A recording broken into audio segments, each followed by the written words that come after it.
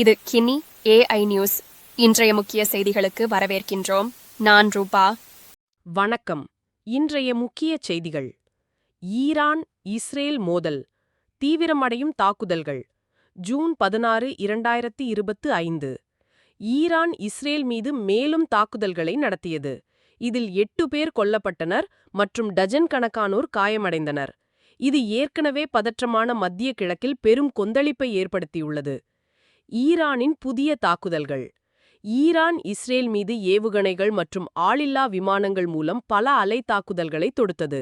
இந்த தாக்குதல்களில் இஸ்ரேலின் மத்திய மற்றும் தெற்கு பகுதிகள் குறிவைக்கப்பட்டன. குறிப்பாக தெல் அவேவ் மற்றும் அருகிலுள்ள நகரங்களான பெட்டாடிக்வா மற்றும் பில்லா பகுதிகளில் ஏவுகணைகள் விழுந்ததாக தகவல்கள் தெரிவிக்கின்றன. இந்த தாக்குதல்களில் குறைந்தது 8 பேர் கொல்லப்பட்டனர் மற்றும் டஜன் கணக்கானோர் காயமடைந்தனர். ஒரு ஏவுகணை பெட்டாடிக்வாவில் உள்ள மருத்துவமனையை தாக்கியதாகவும் இதில் பலர் காயமடைந்ததாகவும் இஸ்ரேலிய அதிகாரிகள் தெரிவித்தனர். மேலும் ஒரு நேரடி தாக்குதலில் தெற்கு இஸ்ரேலில் உள்ள டிமோனா நகருக்கு அருகே ஒரு இராணுவ தளம் குறிவைக்கப்பட்டது. ஈரானின் பாதுகாப்பு அமைச்சகம் டிமோனாவுக்கு எதிரான தாக்குதல்கள் தொடரும் என்று எச்சரித்தது. இஸ்ரேலின் பாதுகாப்பு நடவடிக்கைகள்.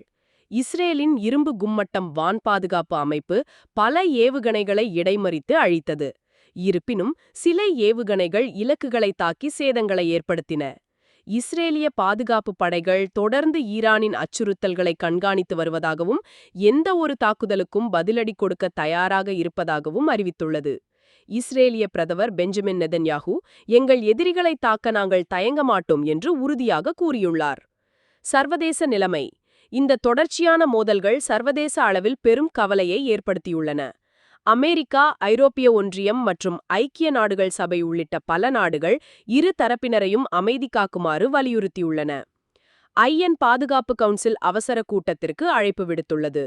உலக தலைவர்கள் இப்பிராந்தியத்தில் ஒரு முழுமையான போரை தவிர்க்க அனைத்து முயற்சிகளையும் மேற்கொள்ள வேண்டும் என்று வலியுறுத்தி வருகின்றனர். எண்ணெய் விலைகள் உயர்ந்துள்ளன மற்றும் உலகளாவிய சந்தைகள் ஸ்திரமற்ற தன்மையை எதிர்கொண்டுள்ளன. அடுத்து என்ன? இந்த மோதல்கள் எங்கு போய் முடியும் என்பது தெரியவில்லை.